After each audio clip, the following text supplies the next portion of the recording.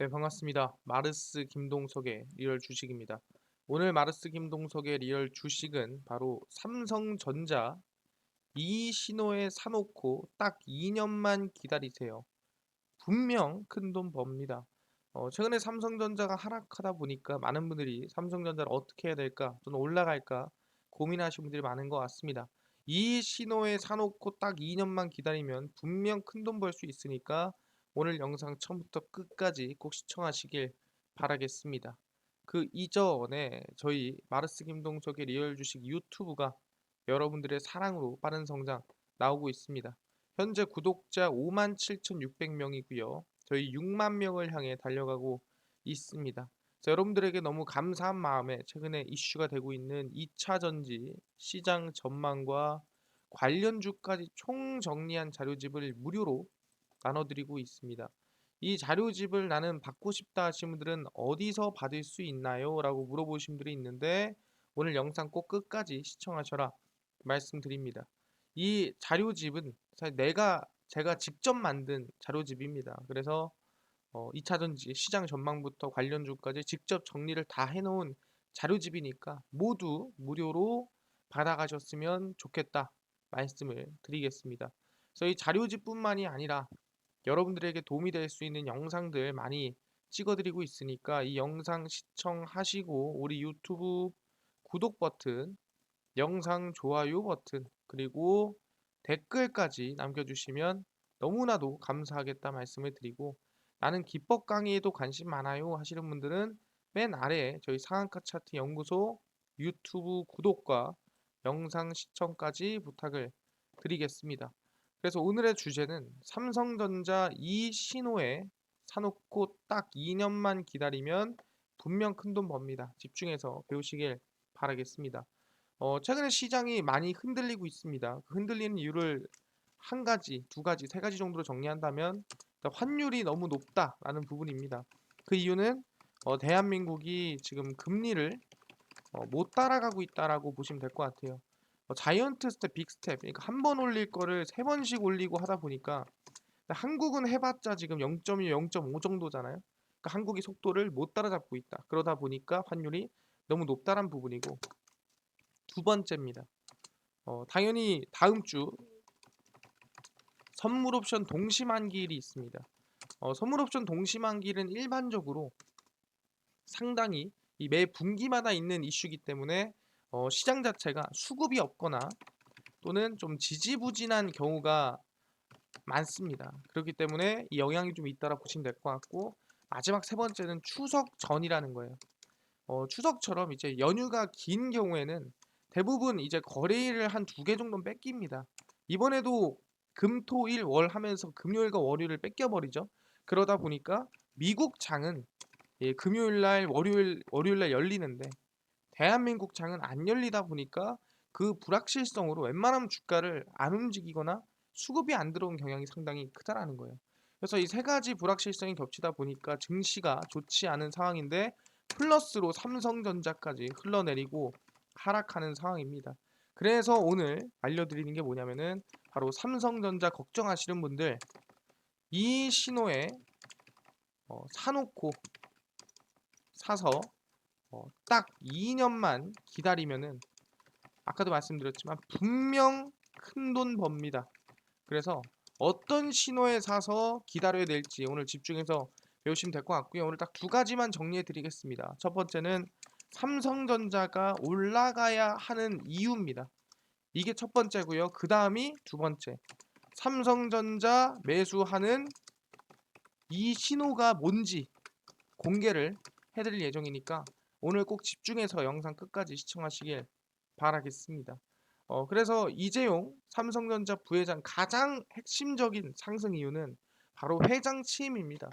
이재용 삼성 부회장 창립 기념일 맞춰 11월 1일 회장으로 승진을 한다. 상당히 중요한 이슈다라고 말씀을 드렸었는데 이재용 삼성전자 부회장이 오는 11월 1일 삼성전자 창립 기념일에 맞춰 회장으로 취임을 합니다. 2012년 연말 인사에서 이 부회장으로 승진한 이후 10년 만에 이 승진이라고 보시면 될 것 같고요. 이재용의 뉴 삼성이 본격적으로 진행이 된다라고 보시면 될 것 같습니다. 그래서 오는 11월 1일 회장으로 취임하고 제2의 신경영 비전을 발표 예정입니다. 그러니까 이 신경영 비전 발표가 어떻게 보면은 삼성전자의 미래, 삼성전자의 투자, 삼성전자의 기대감이 모두 포함되어 있는 핵심적인 발표라고 볼 수 있을 것 같고요. 방금 얘기한 대로 시스템 반도체 분야, 바이오 분야 등등 대대적인 투자, 미래 삼성전자의 모든 기대감이 다 발표가 된다라는 거죠. 그래서 1993년 마누라와 자식 빼고 다 바꿔라는 고 이건희 회장의 발언처럼 이번 이 신경영 발표에서 또 이어지지 않을까라는 기대감이 나와주는 상태고요. 10년 만인 부분에서 2012년 승진한 이 부회장이 14년 이건희 회장이 갑자기 쓰러진 이후에 항상 총수 역할을 해오긴 했지만 부회장의 자리였다. 그래서 항상 이 회장의 자리가 공석이었는데 드디어 이번에 올라가게 됐다라고 생각하시면 될 것 같습니다. 그래서 이 부회장의 복권 후 연내 회장 승진 가능성을 높게 점쳐왔었고 이 미래 먹거리 분야의 450조 투자 그리고 청년 고용 확대를 위해서는 또는 적극적인 행보를 위해서는 회장 승진이 필수다라고 얘기를 하는 거죠. 그래서 이번 이 선대 회장이 발굴해 성장시킨 사업 굴레를 벗어나지 못하는 이 한계를 극복하기 위해서는 새로운 방향 설정, 바로 회장으로서의 이 적극적인 행보가 좀 필요하다라고 얘기를 하는 겁니다. 그래서 일단은 핵심적인 건 뭐냐? 이재용 삼성전자 부회장이 회장이 된다라는 거예요. 아, 알겠습니다. 이게 왜 중요하다고요? 이재용 부회장이 이 회장으로 승진하는 게 왜 중요하냐면 바로 이 공석이었던 회장 자리가 찬다라는 걸로 당연히 이슈가 되는 부분이고요. 두 번째로는 진짜 복권을 했다라고 선포를 하는 겁니다. 아, 지금까지 오너 리스크가 있었다면은 오너 리스크가 완전히 해소됐습니다라고 선포하는 거예요.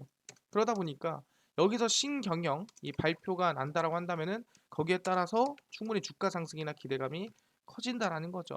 아, 확인했습니다. 이재용 부회장이 회장으로 승진하는 게 첫 번째 이슈라는 거. 두 번째는 뭐냐 한다면은 무디스에서 이번 삼성전자 기업 신용 등급을 AA2로 상향을 했습니다. 보시면은 이 국제 신용 평가사 무디스는 삼성전자의 기업 신용 등급을 AA3에서 AA2로 상향 조정을 했다라고 밝혔습니다. 그래서 등급 전망은 안정적이다라고 유지를 했고요. 메모리 반도체, 디스플레이 패널, 모바일, 가전 등 다수 부분에서 선두 시장 지위를 가진 삼성전자의 우수한 기술적, 상업적 경쟁력을 반영한 것이다. 이익과 현금 흐름에서 중요한 부분을 차지하고 장기적으로 긍정적인 수요 성장이 전망되는 메모리 반도체 부분에서 뚜렷한 선두 지위는 시형 등급을 지지하는 주된 요인이다라고 설명을 했습니다. 그래서 업황의 주기적 변동에도 잉여 현금 흐름을 창출하는 삼성전자의 입증된 능력과 지난 6월 말 기준 108조 대규모 순현금 보유에서 알 수 있는 매우 우수한 재무적 완충력을 반영했다. 이 108조가 아시겠지만 조만간 인수합병을 좀 할 수도 있는 그 돈이라고 생각하시면 될 것 같습니다. 2022년, 23년 삼성전자의 연간 조정 영업이익은 45조에서 50조 원으로 지난해 52조 대비 감소할 것이지만 이 기간 약 16%의 조정 이익률을 기록하는 등 탄탄한 수익성을 유지할 것이다 라고 얘기하고 있습니다. 그래서 설비 확충을 위한 투자 감소와 데이터 사용 및 저장 용량의 추가적인 확대에 따른 메모리 반도체 수요의 지속적인 구조적 성장에 힘입어 이익 성장이 기대가 된다라고 얘기를 하는 겁니다. 그러니까 무디스에서 얘기하는 거는 삼성전자는 계속 성장하고 신용도가 올라갔으면 올라갔지 신용이 깎일 일은 없어 보이네요 라고 얘기를 하는 겁니다. 그러다 보니까 실질적인 이 기업 신용 등급이 거의 국가 신용 등급급으로 올라왔다라고 보시면 될 것 같아요. 아, 그렇네요. 삼성전자의 신용은 지금 국가급이다. 하나의 나라다라고 볼 수가 있는 수준이라는 거죠. 알겠습니다. 아니, 이것만 가지고는 성장한다 볼 수 없겠는데요. 그래서 최근에 공개한 제품이 있죠. 아시겠지만 바로 플립 폴드 4입니다. 잘 되고 있나요? 잘 되고 있죠. 플립 폴드 4 유럽에서도 훨훨 출하량 전작 대비해서 약 2배가량 늘었다라 보시면 될 것 같습니다. 출하량이 늘어나고 있는 상태예요. 보시면은 삼성전자가 최근 글로벌에 출시한 갤럭시 Z 플립 4와 폴드 4가 유럽에서 전작을 압도하는 판매 실적을 올리고 있습니다.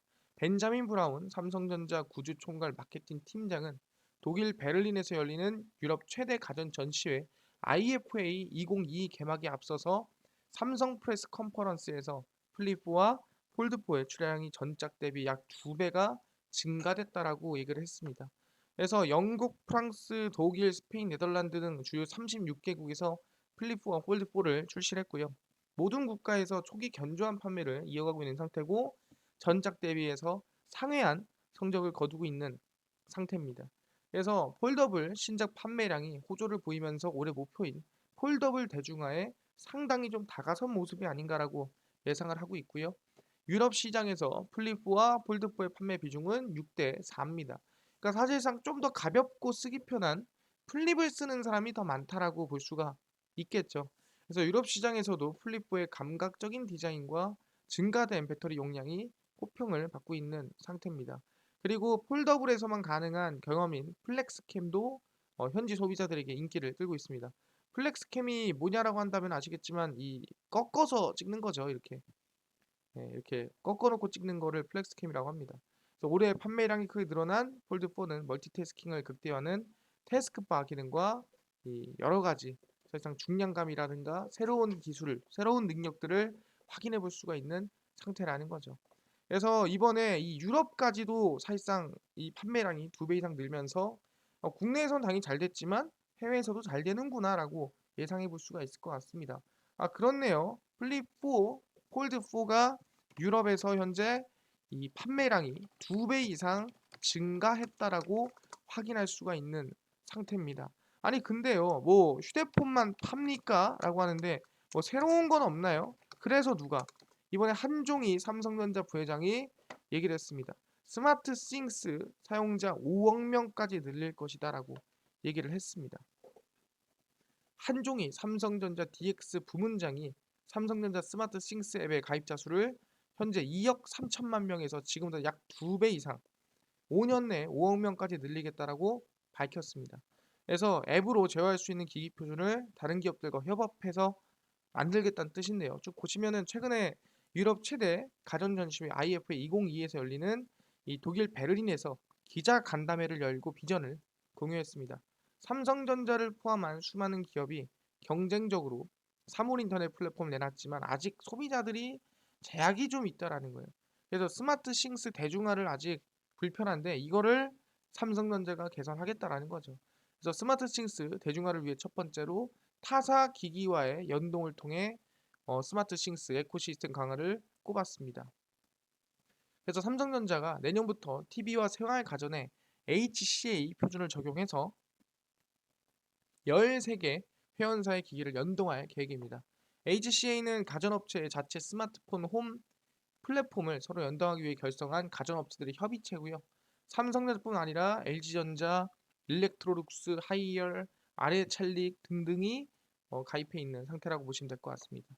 그리고 내년에는 TV와 주요 생활가전의 매터 표준을 지원하는 스마트싱스 허브도 탑재를 하겠다라고 얘기를 하고 있는 상태죠. 그래서 올해를 스마트싱스 대중화의 원년으로 선언을 하고 스마트싱스를 기반으로 해서 사용자가 별 노력하지 않아도 정말 이 모든 TV 뭐 예를 들어서 뭐 공기청정기 모든 것들을 누릴 수 있는 이런 솔루션을 만들겠다라고 발표를 한 거죠. 그리고 친환경 강화 전략도 발표를 했고요. 삼성전자가 1년에 공급하는 제품만 5억대인데 그만큼이나 만약에 이 친환경적이지 않다면 끼치는 영향도 엄청나다라는 거죠. 그러다 보니까 친환경적으로 나아가겠습니다라고 얘기를 했죠. 그래서 일반적인 우리가 그냥 뭐 스마트폰이나 아니라 그 모든 걸 연결하는 기술인 스마트 싱스 기술 같은 경우에도 지금보다 약 2배 이상 성장을 하겠다라고 얘기를 했다라는 거예요. 아, 그렇네요. 뭐다? 스마트 싱스 같은 경우에도 지금부터 몇 년 안에 5년 안에 최소 2배 이상 확장하겠다. 중요한 게 뭐다? 지금이 이미 2억 3천인데 이거를 5억으로 늘리겠다라고 얘기를 한 거죠. 엄청난 수준입니다. 근데 이걸 누가? 삼성전자가 이끌어내겠다라고 얘기를 한 거죠. 근데 여기에 플러스 알파로 지금까지 미루어 오던 이제 인수합병 관련 이슈도 슬슬 나오기 시작한다라는 거죠. 아까 무디스에서 평가했을 때 한 100조 정도 있다 그랬죠. 예, 그 돈이 이제 쓰일 때가 생긴다라는 거예요. 이번에 이재용 삼성전자 부회장이 영국에 출장을 나갑니다. 영국엔 뭐가 있냐? 반도체 기업인 ARM이 있습니다. 그래서 아마 ARM 인수 전에 한번 도전해보지 않을까라는 예상 이런 기대감이 나와주고 있다라는 거예요. 그러니까 쭉 보시면 이재용 삼성전자 부회장이 이달 영국 출장 가능성이 높아진 가운데 이와 맞물려 삼성전자의 대형 인수합병 행보가 재개되지 않을까라는 기대감이 나와주고 있는 상태입니다. 그래서 구체적으로 언제 방문할지는 미정이지만 추석 연휴 전에 아마 출국을 하지 않을까 예상을 하고 있는 상태입니다. 그리고 이제 엑스포 개최지 결정에 투표권을 가진 국제 박람회 기구 회원국 인사들과 만나서 부산에 표를 주세요라고 하는 이 특사의 의무를 가지고 나가는 것도 있지만 그뿐만 아니라 M&A까지도 아마 속도를 내지 않을까라는 기대감이 나온다라는 거죠. 이 부회장이 방문하는 영국은 반도체 업계 M&A 최대여인 ARM의 본사가 있습니다. 그래서 스마트폰 두뇌로 불리는 AP 칩 설계의 핵심 기술을 가지고 있고요. 컴퓨터로 따지면 CPU라고 생각하시면 될 것 같습니다. ARM 기술 기반 AP의 세계 시장 점유율은 89%입니다. 그래서 반도체 업계 전체가 M&A 향방의 촉각을 좀 많이 곤두세우고 있는 상태인데 이번에 충분히 이재용 부회장이 사실상 복권도 받았겠다. 이번에 방문해가지고 M&A 관련해서 논의를 좀 해볼 수 있지 않을까라는 기대감이 나온다라는 거죠. 또 이번에 독일 같은 경우에 또 방문하지 않을까 생각하는 거고 인피니언이라든가 이 차량용 반도체 업체 본고장입니다. 사실상 최근에 이 부회장이 이 전장 산업에 대해서 관심이 많은 부분에서 차량용 반도체 인수합병을 위한 독일 방문도 이어지지 않을까라는 기대감이 나아주고 있다라는 거죠. 그러다 보니까 그렇네요. 이제는 이 차량용 반도체라든가 이거를 위한 독일 방문 아니면은 이제 이 스마트폰 AP를 위한 AP 반도체를 위한 이 영국 방문이 이뤄질 수 있고 인수합병 M&A에 대한 기대감이 커지고 있다라고 우리가 볼 수가 있다라는 거죠. 그렇네요. 그리고 마지막 이유입니다. 올라가야 되는 마지막 이유는 바로 미국 이 테일러 공장 착공식이 얼마 안 남았다라는 거예요. 아시겠지만 다들 머릿속에서 잊었을지 모르겠지만 삼성전자 미국 파운드리 착공식이 얼마 안 남았습니다. 그래서 아마 이재용과 바이든이 조만간 만나지 않을까라는 기대감이 나아지고 있는 상태고요. 보시면은 삼성전자 미국 텍사스주 테일러시에 짓는 J 파운드리 설비 건설을 위해 대규모 인력을 채용하고 본격적인 공사에 들어갑니다. 복권 이후 글로벌 경영을 제기한 이재용 삼성전자 부회장의 착공식 참석 가능성이 주목되는 가운데 바이든과의 이 재회 가능성이 매우 높다라는 거죠. 그래서 삼성 측은 취업 박람회에서는 협력사의 건설 계획을 공유하고 하청업체를 통한 현장 채용도 진행을 한다. 테일러 공장은 터파기를 마치고 기초공사를 진행 중이다. 그래서 아마 충분히 조만간 착공식이 열리면 이 부회장이 참석할 가능성이 매우 크다라는 거죠. 왜? 복권했으니까. 그래서 파운드리는 삼성의 미래 먹거리로 정한 핵심 사업 중 하나고 지금도 핵심 사업입니다. 앞으로도 지금도 계속 핵심 사업이 될 거고 메모리에 이어 파운드리를 포함한 시스템 반도체 분야에서도 1등을 하겠습니다라고 얘기를 했었죠. 그래서 이 부회장이 복권 후에도 삼성물산이 여러 가지 좀 법정에 출두된 일이 있기 때문에 아무 때나 나갈 수는 없겠지만 충분히 가능성이 높다라고 얘기를 한다라는 거죠. 그래서 이 부회장이 미국 해임 결정되면은 바이든과의 재회도 가능성이 충분히 있겠다라고 얘기를 한다라는 겁니다. 그래서 아직까지는 구체적으로 일정이나 정해진 것은 없다. 하지만 가능성이 매우 높다라고 얘기를 하고 있습니다. 그래서 사실상 일반적으로 이렇게 이 미국에서도 초대형 공장을 하는 이 착공식을 하게 되면은 거기서는 그 기업의 총수인 아마 이재용 부회장이 뭔가 발표라든가 비전 발표가 이어지지 않을까라고 기대감을 좀 가져볼 수가 있다라는 거죠. 알겠습니다. 지금 이것들이 뭐냐면은 바로 올라갈 이슈예요. 삼성전자가 올라가야 된 이유였습니다. 그러면은 마지막입니다. 이 신호가 뭐냐라고 물어보는 겁니다. 왜냐면은 제일 핵심적인 게 뭐냐면은 이 신호에 사놓고 기다리라 했잖아요. 이 신호가 뭔가요? 지금부터 알려드리겠습니다. 삼성전자가 올라가야 되는 이 신호는 뭐냐면은 첫 번째는 환율의 하락이에요. 집중하시고요. 예. 환율의 하락입니다. 그리고 두 번째는 바로 이 PBR에 대한 일정 수준입니다. PBR이 일정 수준이고 그 다음에 세 번째는 기간입니다. 그래서 하나하나 설명드릴게요. 환율의 하락인데 이게 뭔 소리냐? 미국, 유럽 기준금리 계속 올려야 된다라고 지금 언급이 나와주고 있습니다. 사실상 금리가 계속 올라간다라는 거는 대한민국한테 환율이 올라갈 수밖에 없는 상황이라는 겁니다. 쭉 보시면은 잭슨 홀 회의에서 미국과 유럽의 중앙은행 고위 인사들이 인플레이션을 잡기 위한 금리 인상과 높은 수준의 금리 유지가 필요하다라고 계속 얘기를 했습니다. 그래서 로레타 메스터 미국 클리블랜드 연방준비은행 촌재는 잭슨홀에서 열린 연례 경제정책 심포지엄을 계기로 이번 미국 연방준비제도가 내년 초까지 약 4% 금리가 올라가지 않을까 예상을 했고요. 현재 2.25, 2.5% 수준에서 1.5%가량 더 올라야 된다는 거예요. 1.5%가 더 올라야 된다는 건 뭐냐면은 지금부터 대략 자이언트 스텝을 두 번 이상은 두 번은 최소 두 번은 해야 된다는 거예요. 그래야 4%까지 간다라는 거예요. 그럼 두 번 해야 된다라는 거는 뭐냐라고 한다면은 지금부터 우리가 FOMC가 딱 세 번 있거든요. 9월에 한 번 있죠. 10월에 없습니다. 11월에 한 번 있고요. 그다음에 12월에 있습니다. 그래서 9월, 11월, 12월 이렇게 있는데 이 세 번 FOMC 중에서 두 번은 금리 인상을 해야 된다라는 거죠. 그럼 아시겠지만 올해에는 그래서 환율이 잡힌다라는 느낌이 거의 없을 것이다. 그러면은 언제냐라고 한다면은 올해 금리가 4%쯤 간다라고 한다면 충분히 그 다음부터는 금리 인상이 멈추거나 아니면은 어느 정도 이제 대한민국이 금리를 이제 따라잡기 시작하는 그런 시점이 올 겁니다. 그래서 대한민국 금리 따라잡기 하는 시점이 온다고 한다면은 환율이 어느 정도는 진정이 될 가능성이 높다라고 얘기하는 거고 그 시점으로 얘기하자면 9월, 11월, 12월 그 사이 어딘가 또는 연말쯤 되지 않을까 연말에서 연초쯤 되지 않을까 생각을 하고 있습니다. 내년 연초겠죠. 얘기를 하고 있는 상태입니다. 그래서 환율에 따라서 주가 상승이 이어진다라는 거예요. 왜 그러냐? 삼성전자는 매번 환율에 따라 주가가 움직였다라는 거예요. 보시면 아시겠지만 이게 삼성전자의 주가고요. 제가 환율을 한번 보여드리겠습니다. 이게 환율 차트입니다. 그래서 환율 차트를 월봉으로 열어놓고 차트를 비교해 보면은 환율이 내려갈 때 있고 올라갈 때가 있죠. 내려갈 때가 있고 올라갈 때가 있습니다.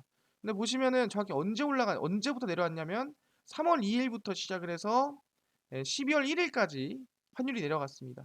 그래서 정확히 얘기하면은 3월 2일부터 정확히 12월 1일까지 환율이 내려갔는데요. 3월 2일이 언제냐면은 정확히 3월 2일이 여기입니다. 이 구간이죠. 이 구간에서부터 시작을 해서 12월 1일까지 이 구간까지 환율이 빠졌다라는 거예요. 그럼 아시겠지만 적어도 뭐냐?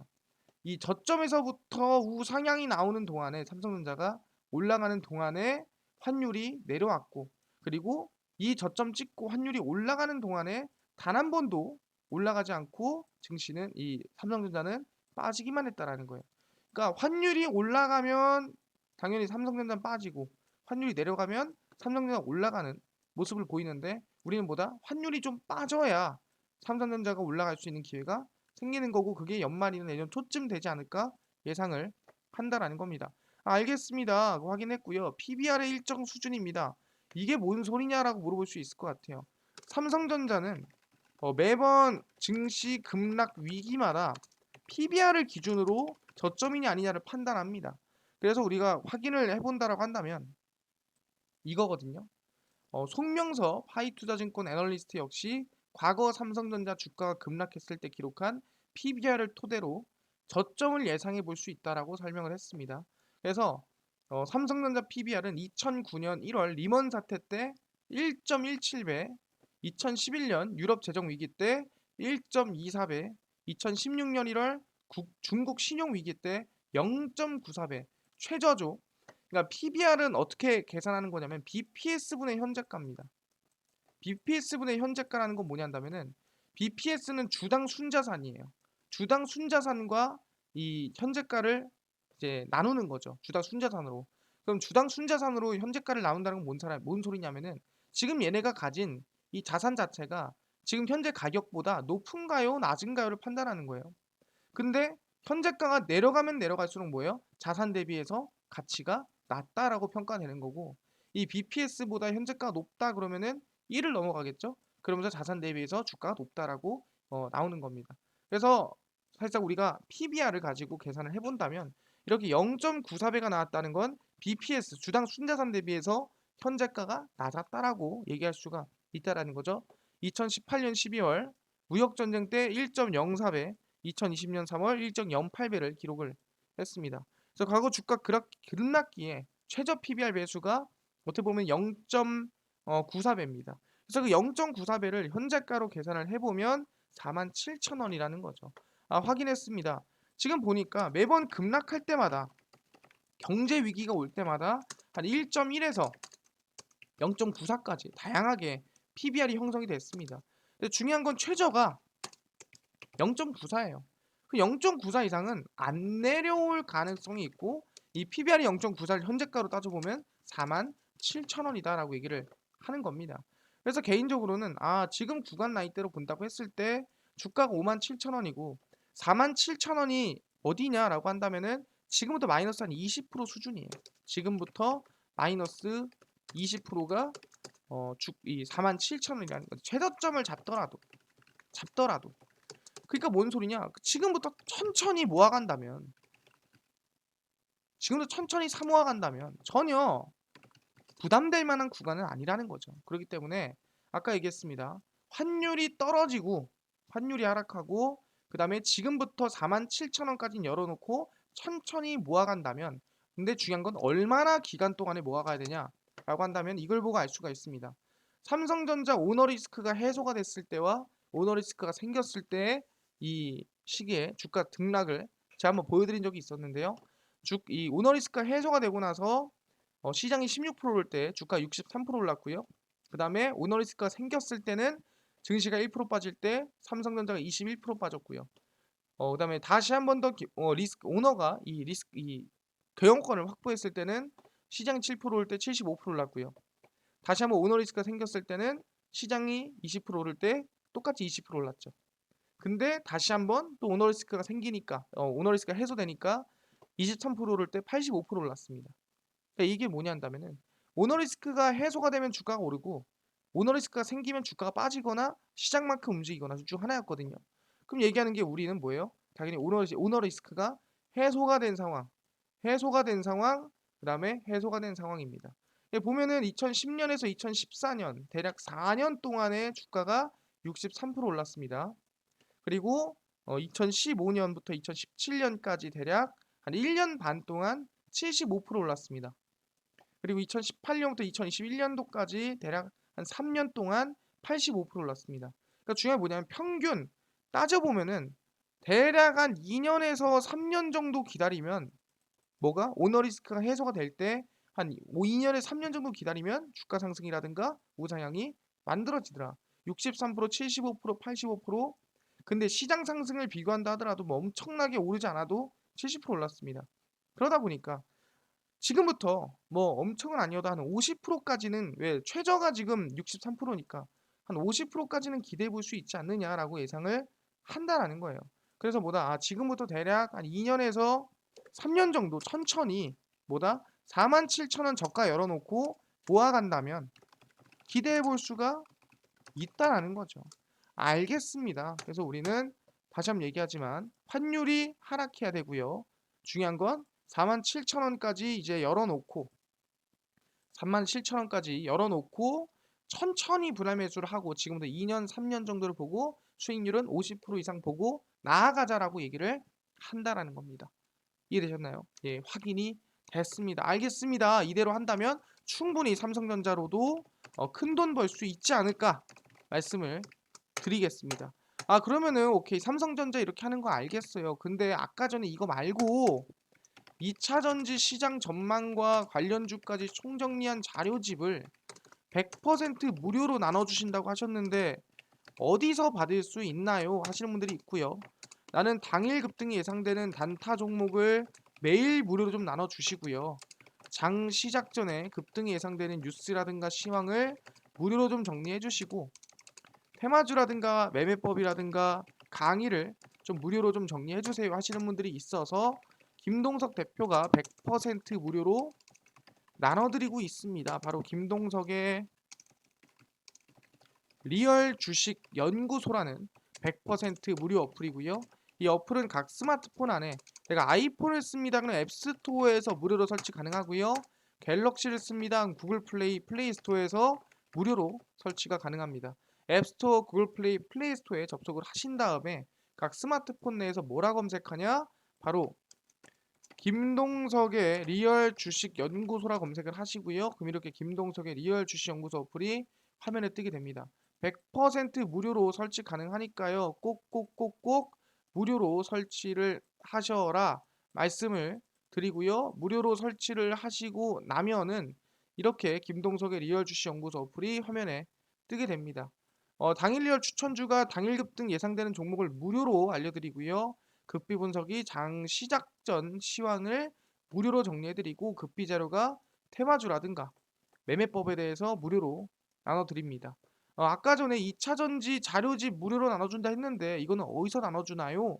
하시는 분들은 리얼 추천주 누르시고요. 들어가시면 저희가 이렇게 5만 명 달성 자료 공개 해가지고 올려놨습니다.